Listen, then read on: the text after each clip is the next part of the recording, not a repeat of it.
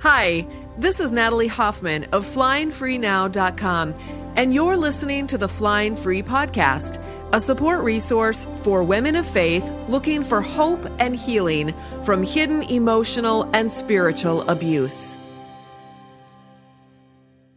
Welcome to episode 7 of the Flying Free Podcast. Today, Rachel and I are going to be talking all things fool, all things foolish, all things about fools.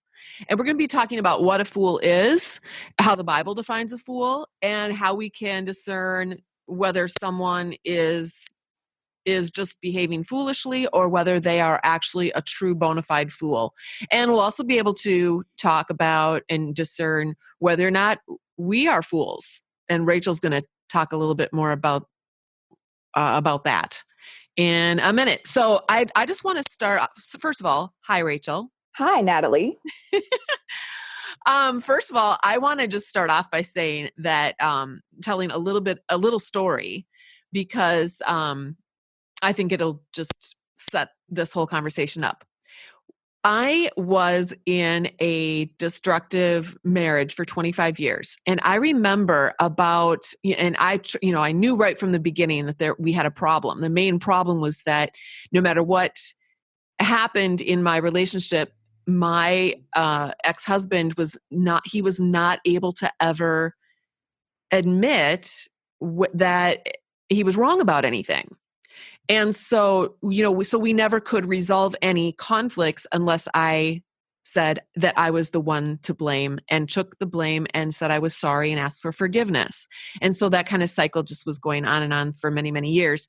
And I remember one day about, probably, 18 years into it, when I was sitting in a wooden rocking chair in my bedroom and I was reading through my Bible and I came to the book of Proverbs. So I had this habit of reading through my Bible every year since I was a teenager. So I was really familiar with the Bible, but I also had a certain lens that I read the Bible through every year. So I would learn new things, but it was always under the same sort of lens that I had on, which was a very fundamentalist, conservative lens.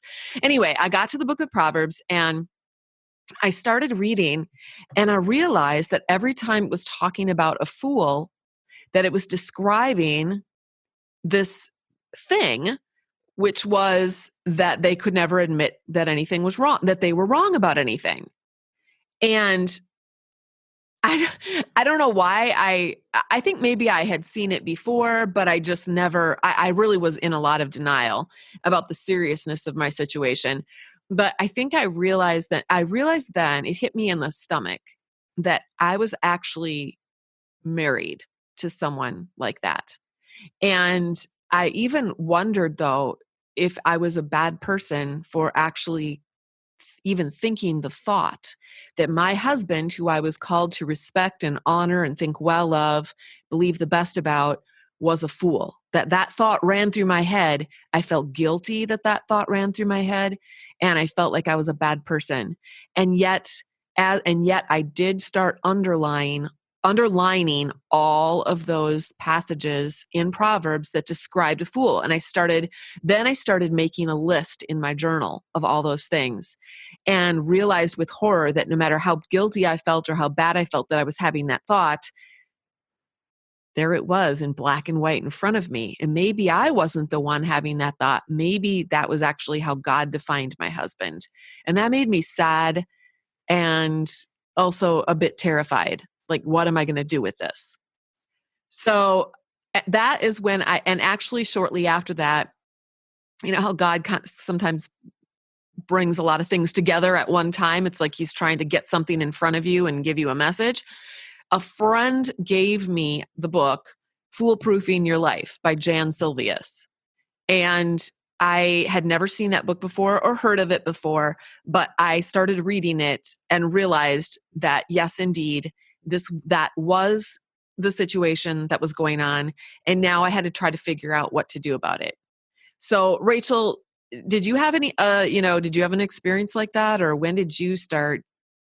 It was only after I started really coming to terms with the reality of what had been going on in my marriage.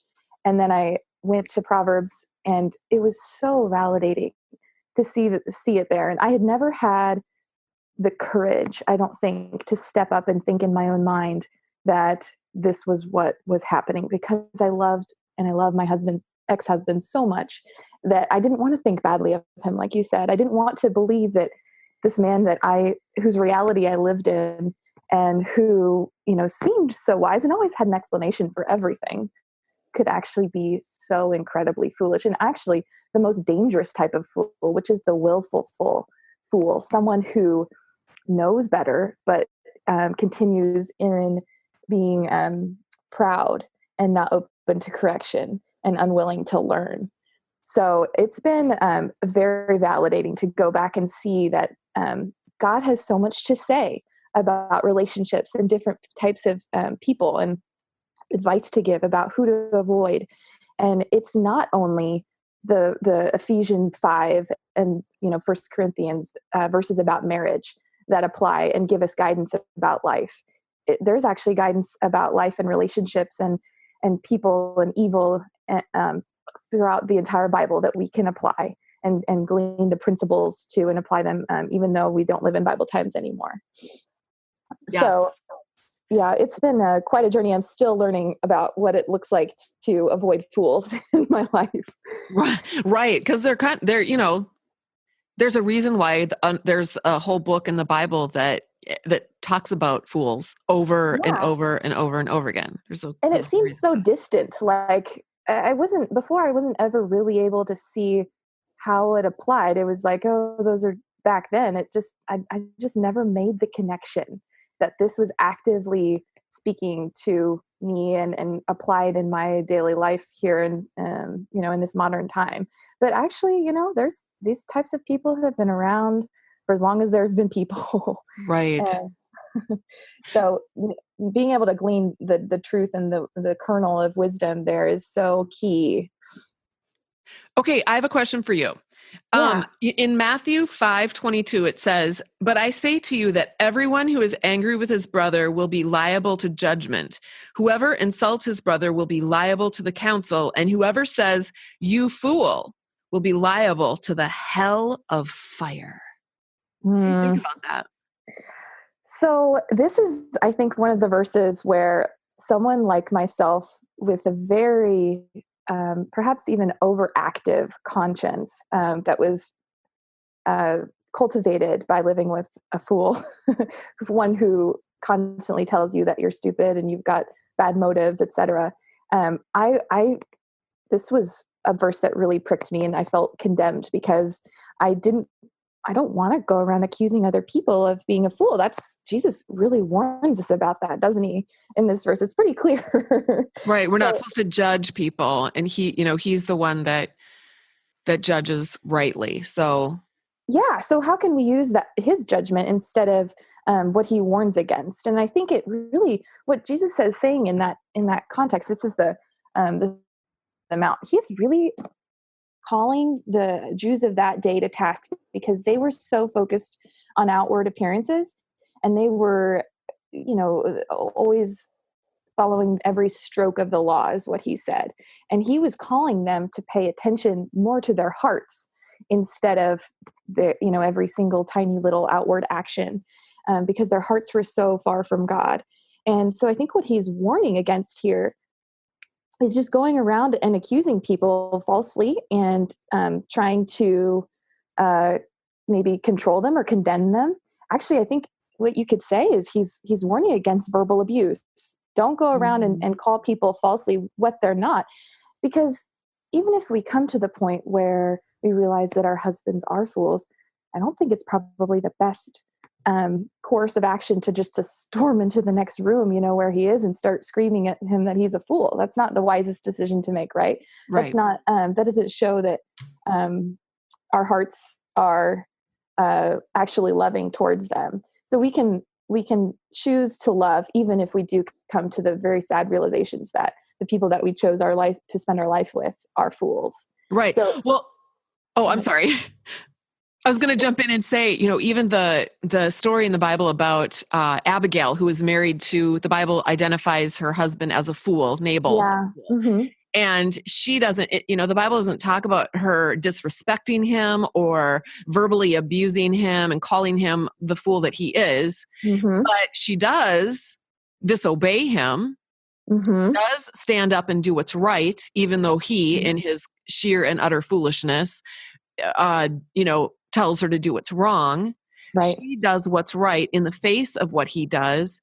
And so in a sense, in that day and age, that you could say that she was defying him, really. Mm-hmm. And Mm-hmm. God blesses her for it. And God ends up destroying Nabal in the long run. But actually, it was in the short run. I think it was within a matter It of was days. very immediate. And So, she even said to David, his name means fool. She called it for what it was. She wasn't right. saying that derisively. She was just stating a fact. Right. So I think there's a difference between calling someone a name and identifying the reality of someone's behavior. Yes. Yeah. And it's about the position of your heart. Are you doing, and I think that we are called to always examine our own hearts and see what our motivations are. And it can be tricky because as I referenced, we've had people telling us what our motivations are and telling us who we are, and it's not correct. And so I think it's important to look at our fruit. Are we choosing to love? Are we choosing to pursue love? Obviously we're not perfect, but how can we do the next thing in love, as you've talked about, Natalie, and also choose to see the truth of who we are and who others are, Yeah. and not live in denial, but live in reality. Yes. Okay. So one of the things that I think we should do in this episode is, as far as the fool thing, is make sure that listeners know how God defines a fool. What Yeah. exactly is a fool according to the Bible? And there are actually, I think it's really, really clear. If you read Proverbs, you can read Proverbs through. And I encourage people who are listening who wanted to explore this further to actually take a highlighter and highlight all of the verses that talk about a fool and what a fool does, how a fool thinks, what their behavior is like. One of the verses is Proverbs 12:15.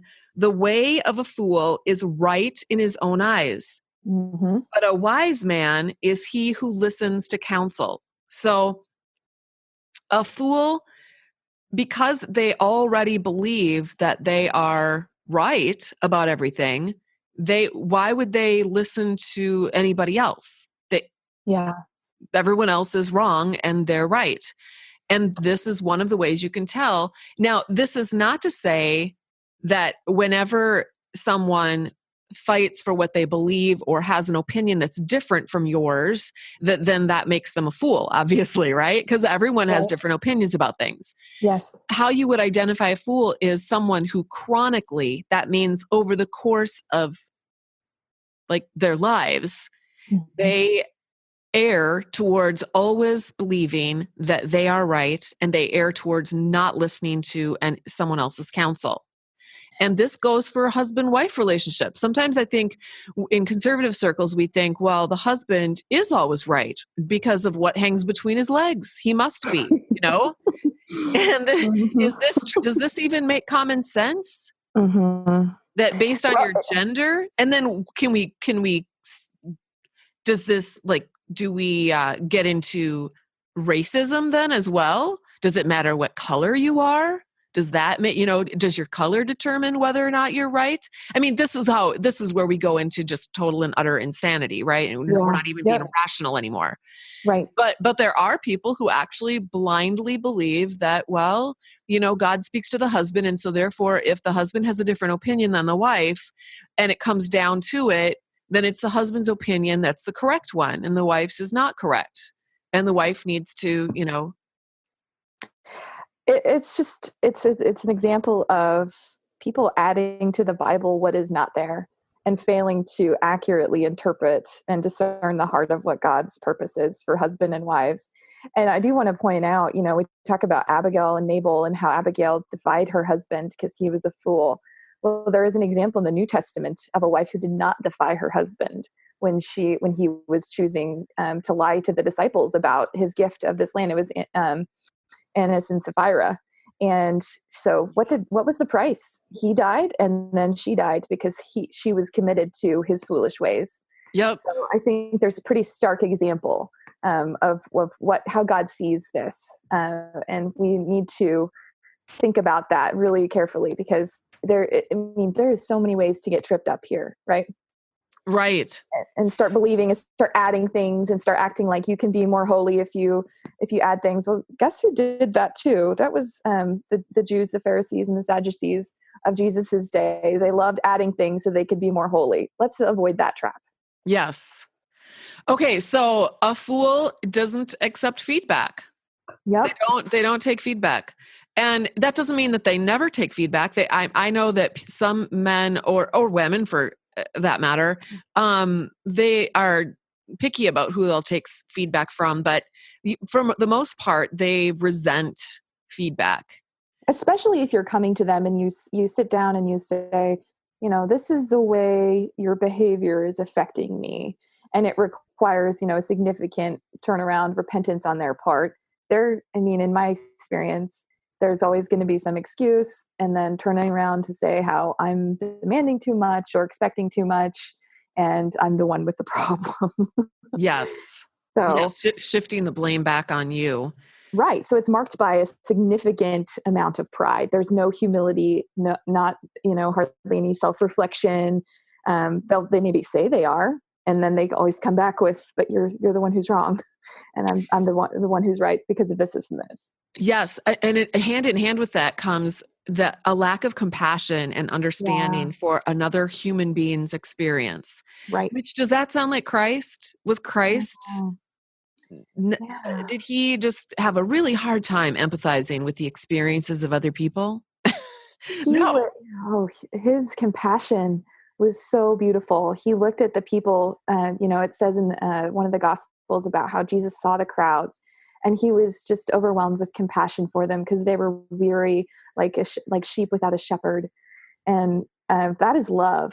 And the true heart of a servant is to be able to look at someone and understand their experience.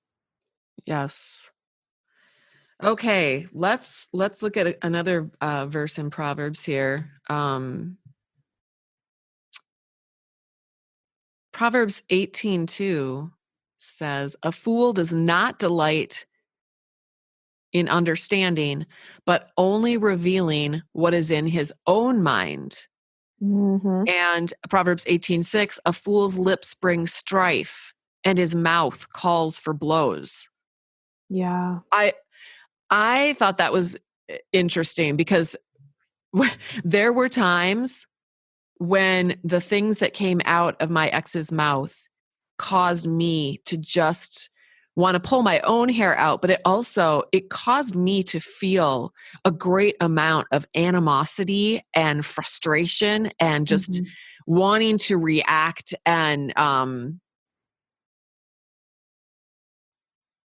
in violent ways. There were a couple times that I picked up, and I picked up my own.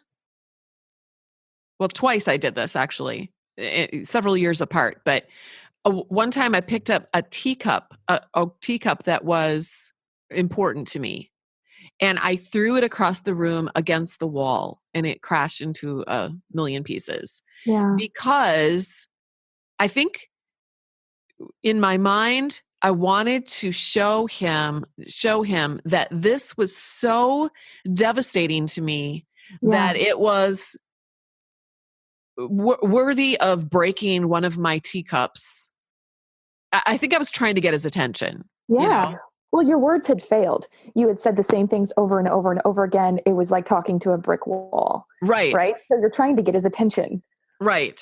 So when it says his mouth calls for blows, it's like that to me is that what comes out of their mouth. It's like you just want to, and think about how many, barroom brawls happen. They happen because people are being fools, right? Yes. They're being fools. They're saying foolish things are coming out of their mouths. They are not trying to understand another person's perspective. They are not coming at a conversation from a place of rational, logical thinking. They're just spewing forth foolishness, and it calls for blows. you know? Yeah. And then Proverbs 18:7, a fool's mouth is his ruin, and his lips are the snare of his soul. Mm. So, I used to, when it finally came, I spent several years debating about leaving my ex-husband, and we were separated for we were in home separated for a year and then separated for 2 years physically, and then the divorce process took another almost 2 years. But Mhm. during all of that time, I felt sad that Yeah. I had to be the one that was initiating the end. Well, it felt like I was the one initiating. I look back on that now, and the reality is that that foolishness and that destructive emotional abuse Mhm. was the cause of the end of our relationship. Yep. But because I was the one that initiated the separation, initiated the divorce process, initiated getting out, I still had that feeling of, oh, I feel like it's all my fault because I'm the one that's actually putting the closure on it, tying it off and ending it. Okay. Yeah. But this verse is a fool's mouth is his ruin. I was Mhm. not the ruin of my ex-husband. No. Women who leave their ex-husbands or their husbands, they are not their husband's ruin. Their husband's lips are this, and we're talking, in this podcast, I want to be clear. Yes, women can be the perpetrators. Yes. There are emotionally abusive women, and Yes. there are women who are fools. Absolutely. Absolutely. Yeah. This podcast, though, and my website is to help women of faith deal from emotional abuse. So if you're a man listening and you're hearing this and you're going, oh, it's not fair, my wife was the one that did it. Well, that may very well be, and you'll just have to change the gender. Okay. But Yeah. Still applies. because we're trying to help women of faith, we're going to obviously come at it from that angle. So anyway, Right. his lips are the snare of his soul. When, Yeah. when fools end up reaping the consequences of their behaviors. And sometimes it can take many, many years because sometimes they're surrounded by people who really love them and care for them and give them bazillions of chances. Yeah. But ultimately, it's their own lips and their own mouths that are their ruin and the snare of their souls. So I think that's important to point out. It comes I it didn't say comes it. at God some said point. it. Yes, What? exactly. It's going to come at some point. It may not happen the first year, second year, 20th year of your marriage, but it's going to come at some point, to where the lips create this ruin, this destruction around himself. And I do want to make a broader point, Natalie, about the church, because I know I've sat through a lot of sermons that talk about the destruction of the tongue and the power of the tongue. And it always felt for me, it was very abstract and honestly convicting, though, because, I've said stupid things that I regret. And, everyone can, let things slip that they don't mean or say things in a way that they don't mean. But it seems like the church has a hard time making the connection between a purposefully destructive tongue and what that looks like in everyday life, what that can look like in a marriage, what that can look like for a parents to a child. And I think that's a failure on the part of the church to really make those connections in modern day life and call out what that looks like. I agree. It's almost like I think there's a fear of stepping on toes. Yeah. There's a fear of convicting certain people. Actually, there's a fear. How many times did you feel afraid to confront your ex-husband, because you knew that if you confronted him, you were going to you were going to raise his wrath, and you were going to Yes. get blamed and shamed and attacked. Yes. I can't tell you how many times I was someone who was able to stuff the hurt and anger and then turn it over in my mind and brood on it and then try to figure out, a way to go to him, in the perfect moment and say the perfect words and try to finally get through to him, and I can't tell you how many times I put my hope in that. And it was in different forms. I would write him letters. I would, approach him after a meal or talk to him after, physical intimacy or something like that. And it never worked. My hopes Yep. were dashed every single time. Yep. It was never about those things. It was about the foolish state of his heart. That's right. That's right. Okay. Another Proverbs says, which helps us understand what a fool is and does, is Proverbs 29:9. When a wise man has a controversy with a foolish man, the foolish man either rages or laughs, and there is no rest. Oh, was your ex-husband someone who just delighted in crude humor and was always able to make a joke out of everything and would smirk at you? That was my ex-husband. Everything was a joke. If I said something, a word that he found funny as I was making, a really meaningful point, he got caught up on that, and suddenly we're off talking about this funny word or something I said. Yes, exactly. My Yeah. ex-husband was not crude. He actually had a very clean mouth. He didn't Okay. swear. He was actually very careful about that kind of thing, but Yeah. definitely made light of and made fun of and tried to make a joke out of everything that was serious, Yeah. if he wasn't angry. So it would either be an angry response, Right. and a shaming, devaluing response to me, or he would make a joke of it and try to make light of it.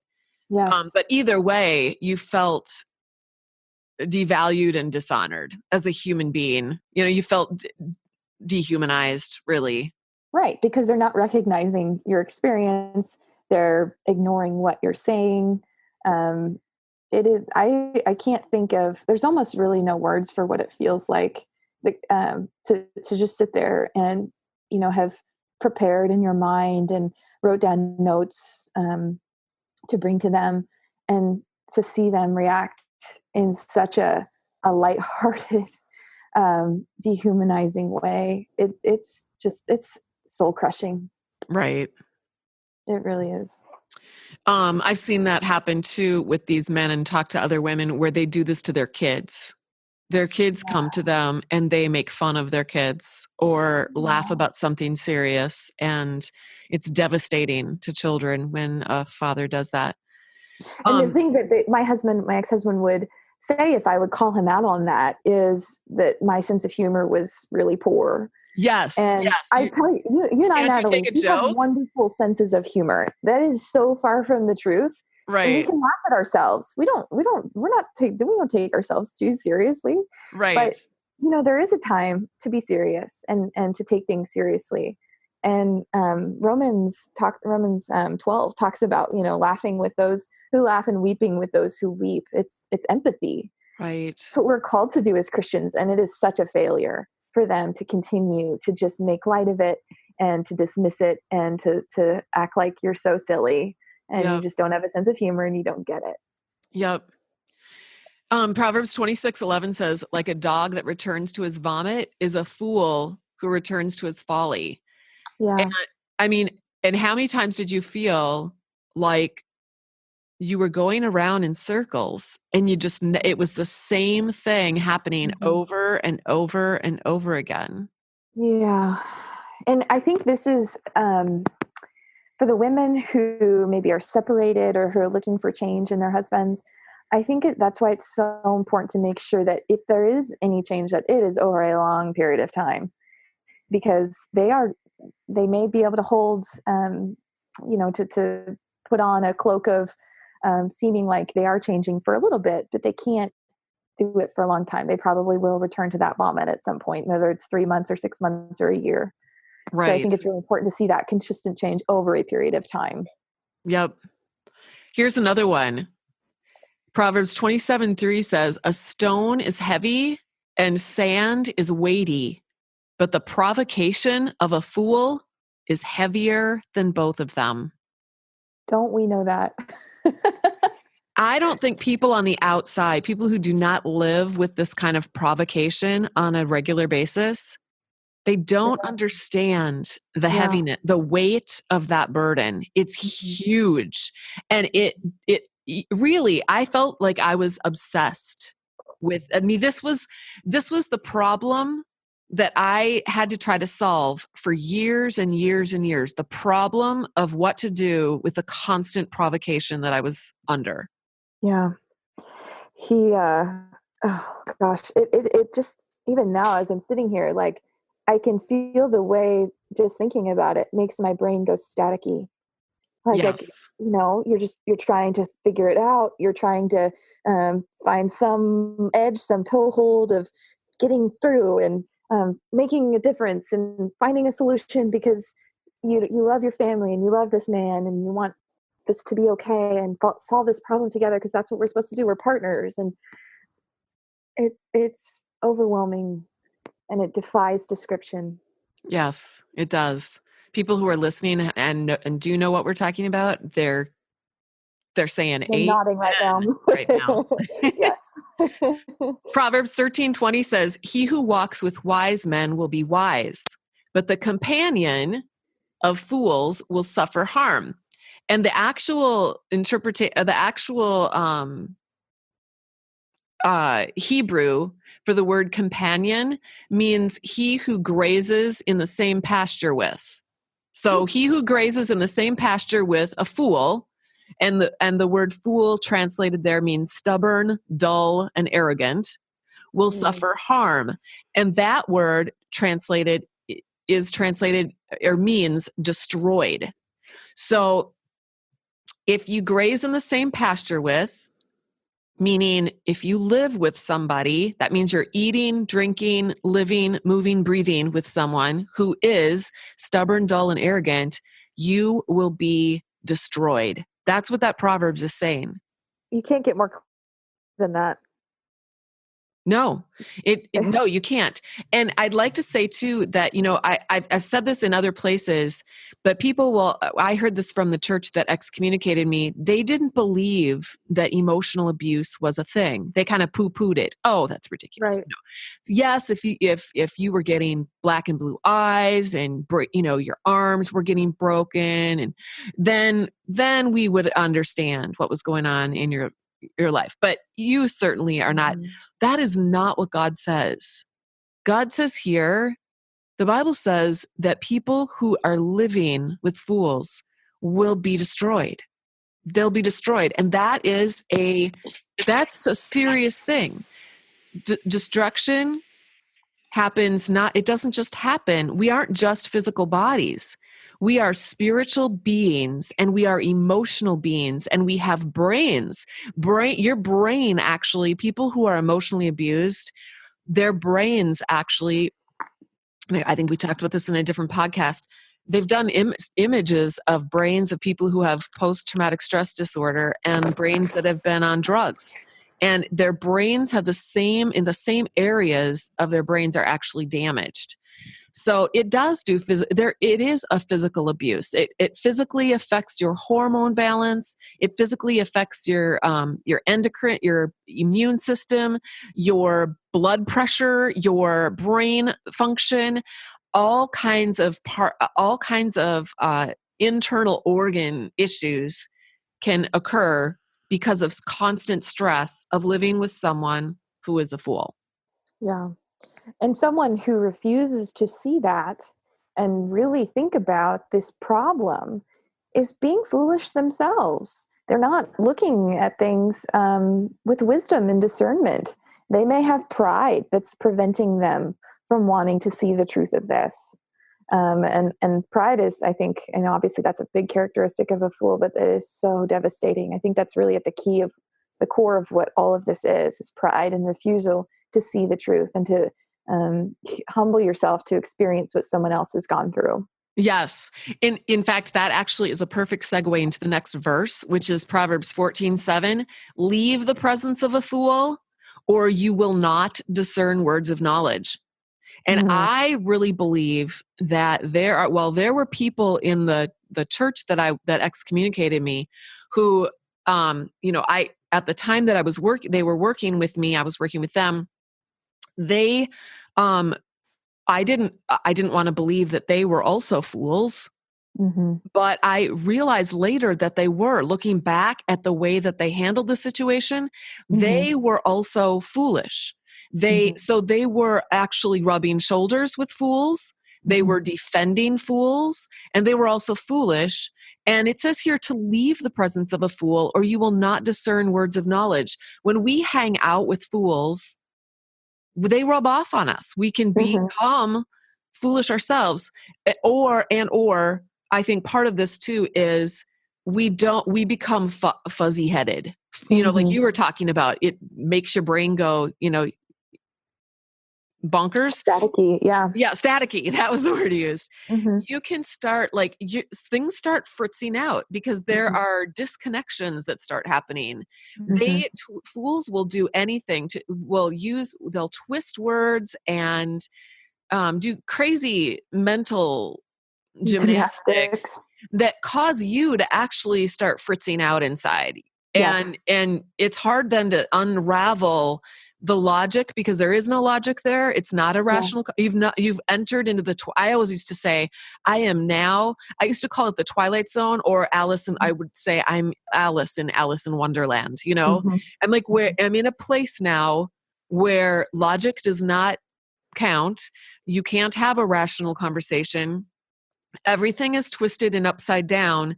And now I don't know what to do. Like I can't find up from down or east from west. And it's in my I'm remarried, and in my current relationship, I have never, ever once experienced that disoriented feeling. Mm-hmm. Never, ever Mm-hmm. once. It says a lot.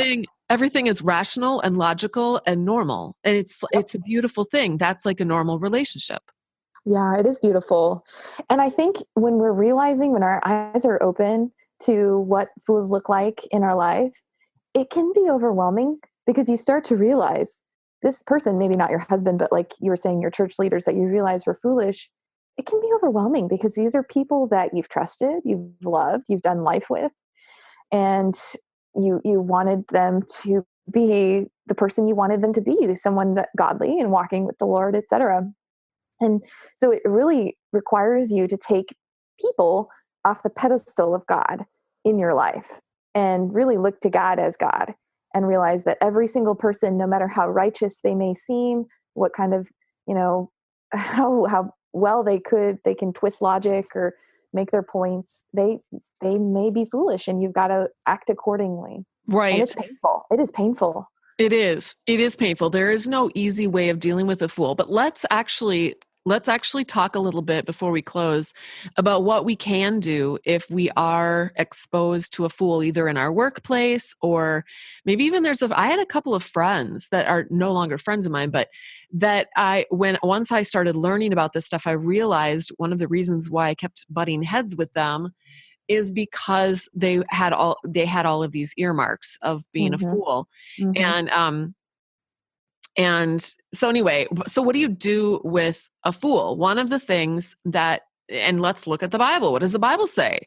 Right. Proverbs 19:19 says, "A man of great anger shall bear the penalty. For if you rescue him, you will only have to do it again." And so what I get from that is that you can correct a fool if you want to. You can give him feedback if you want to, but it's never going to work. Yep. They're never going to say, "Oh, now I get it. Oh, okay." You're never going to have a meeting of the minds. Because one of the marks of a fool is they are unable and unwilling to learn. They are not open to correction. They treat Exactly. whatever righteousness you may want to present them with, or whatever you see in their life with ridicule. They're going to ridicule it. So the very problem that you're trying to address is the problem that keeps them in their problem. Exactly. So when they do something that is wrong or destructive in your life, what do we do with that? Well, it's interesting because Proverbs makes it pretty clear that don't don't walk with them. In fact, actually, Psalm 1 talks a lot about. It was pretty profound in my life because it talks about how happy is the person who does not follow the advice of the wicked or take the path of sinners or join a group of mockers. Mockers is another word for a fool. It's Hmm. used sort of. Instead, his delight is in the Lord's instruction, and he meditates on it day and night. He's like a tree planted beside streams of water that bears its fruit in season. So, I mean, that was really profound for me in thinking about how how to deal with this, and looking back and saying how I had been sitting in the company of people who were scornful and mockers. It's pretty hard to know how to proceed when you come to these revelations, and it's going to be different for every person, I think. But I think overall, consistently, it says put some space between yourself and these people. Right. And I think one of the ways, so for listeners who actually have to live with them, they're married to Yeah. them, or maybe they have a child who, well, children are always foolish, but I mean, maybe an older child who's consistently being foolish or destructive. I think one of the ways that we put distance between them, maybe we can't put physical distance between us and them, but we can put emotional distance between us and them. Yeah. And the big piece there is accepting, finally really accepting the reality that you're never ever going to be able to get through to them, and you're never going to ever be, part of our problem is that we want to try to control the destruction. We want to try to Right. minimize it and control it. And we can't do that. I mean, we can't control it by controlling them. So we have to stop focusing on that other person and getting them to stop, because they're never going to stop, and they're never going to understand, and they're never going to listen. And we need to start looking at, okay, I can't do that. So what can I do myself? Like, what can I do to create some emotional distance? It means emotionally detaching from them. So you stop investing. I mean, I don't consider that a relationship. A relationship that's one way, that's not a relationship. That's a caretaking position, So now you're taking care of them. Jan Silvius calls it feeding them with a long-handled spoon. So that means you are, you're polite to them, because we're polite to, when we pass someone on the street, we're polite to them. If they ask us a question, we answer the question, but we don't sit down and have coffee with them and build a relationship with them, right? We answer their question and we move on. We keep walking. So we do that with the person that we're living with. We're polite to them. We answer their questions. We maybe, we keep conversations transactional. So we don't share our inner world with them. They're not sharing their inner world with us. Okay, anyways, right? Because usually they have a wall around them. They're not interested. They're not vulnerable people. Fools are the opposite of vulnerable. But the problem is that we've been vulnerable with them. And that's like saying, that's like opening up your, taking off your clothes with someone who's got a whip in their hand. And we don't do that. We put our armor on. But the problem is that Christian people will say, "Oh no, you need to be open and vulnerable to everybody. Be an open book to everybody, because that's, no, the Bible does not teach that. Okay, it does not teach that. We have to be careful about who we're an open book to. And then other people will say, well, if you're married to them, you have to be an open book to them. No, if you're married to, was Abigail an open book to Nabal? I don't see any indication of that in the Bible. She did not even tell Nabal what she was doing. She did that behind his back. She did what was right behind Nabal's back. She wasn't making herself vulnerable to him. She didn't say, oh, and by the way, Nabal, can I ask permission to do this? No, she just went and did it. She did what was right. That's called adulting. Right. She was shrewd because she knew Nabal's foolishness. She had seen it as a pattern and acted in his life. And so that's what this type of action is in response to.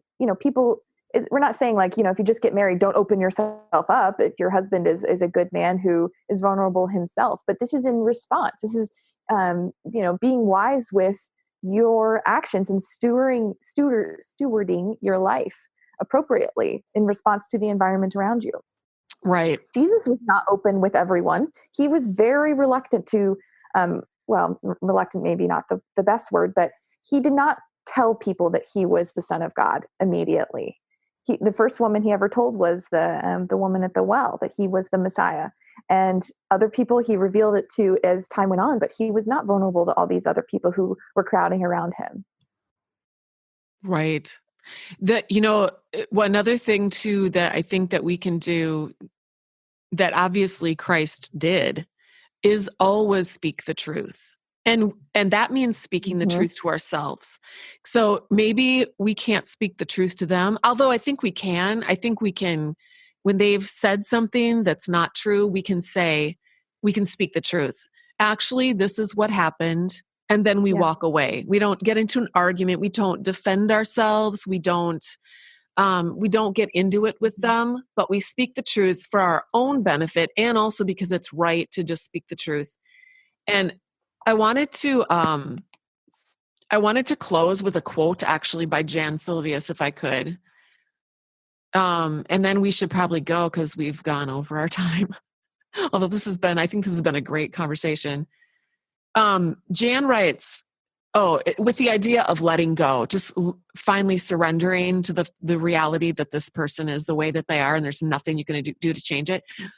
She says, you may be thinking, let go? If I let go, everything will fall apart. I can't let go. What will happen if neither can anyone else? Oh. Hello? Oh, I think I must have lost you. Yes, we had some technical problems there. Okay. Well, I was just reading a quote from Jan Silvius. Let's see. Okay. The only thing you can know is that if you let go, you are making a positive step toward freeing yourself from the complications and chaos that bind you, and you're releasing your fool to the natural consequences of his foolish behavior.